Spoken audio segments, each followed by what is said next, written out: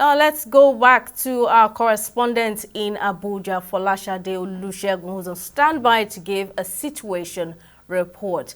Thank you for joining me, Folashade, if you can hear me. Now, we understand that there's tension currently in the FCT and that the protesters have refused to remain confined in the Moshood Abiola Stadium to stage their protest. Now, tell us more about that situation. This is the nation's capital and we are live at the Moshood Abiola Stadium, where protesters have insisted they would not be protesting inside the stadium.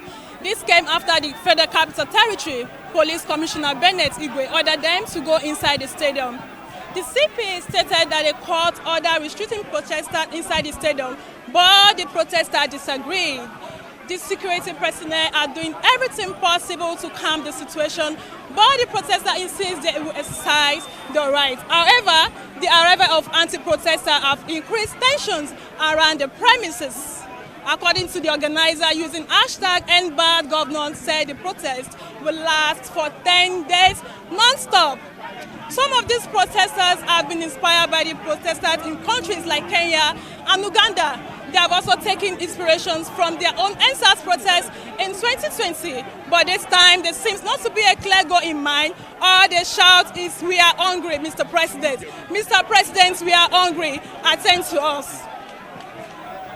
Now, have you spoken to any of the protesters? What are they saying? What's their reaction to, first of all, the directive from the government to shelve the protest, and now they have come out to the streets, they have made good of their word that they're going to protest. What have they said to you so far? Okay, the organizers are saying the court order did not state they should protest inside the stadium. It says in the stadium. So the security personnel on ground said the court order, that is that of the justice on Wednesday, said they should, the protesters are allowed to go inside the stadium and not on the express.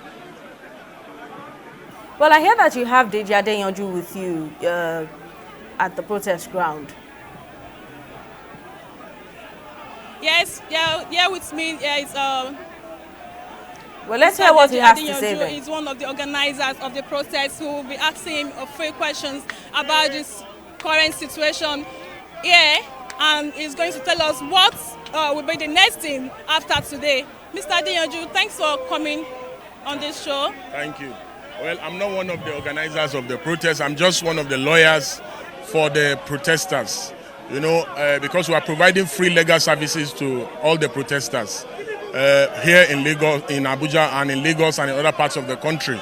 The reason why protesters are on the street in Abuja and many parts of the country is because there's a level of discontent in the country. There's a lot of hunger in the country, and protesters are saying to Mr. President that the hunger day in the country. And because there has been a lot of threats that people cannot protest, they are Sari Dokubos of this world, have been threatening Nigerians. So Nigerians have decided to defy them, to show them that yes, indeed, they can actually protest. Okay, can you tell us so far what is the current situation of things here? Yes, the whole atmosphere is calm. We have noticed that government has brought pro-government thugs over there, or pro-government protesters, and we are also mindful, which we've alerted the security agencies. We are also mindful of the fact that Nigerians are continuing to turn up at the National Stadium. The numbers are increasing by the minute, and it is impressive that the number of Nigerians who are on the street, who are with us here at the National Stadium, is very, very, very impressive. Okay, earlier interview with the Commissioner of Police, he said there are consequences if protesters refuse to enter the stadium.